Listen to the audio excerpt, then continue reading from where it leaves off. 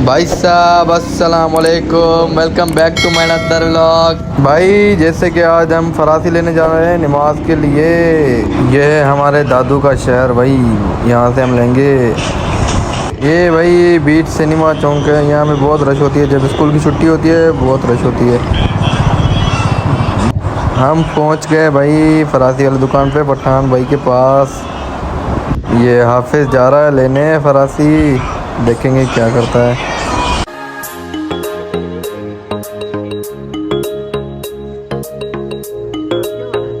हमने भाई ले ली, बात बन गई पठान भाई के साथ। भाई हमने ले ली फरासी एक। हाफिज लेने गया है अपने लिए भाई खाना, कुछ ना कुछ लेने गया है, लेकर आया अभी भाई आया है।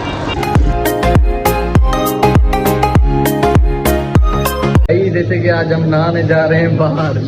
ये देखें, ये नहा कर आया है हमारा।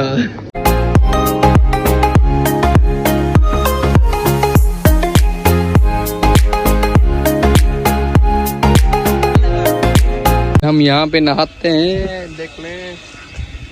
ये चाचे के पास है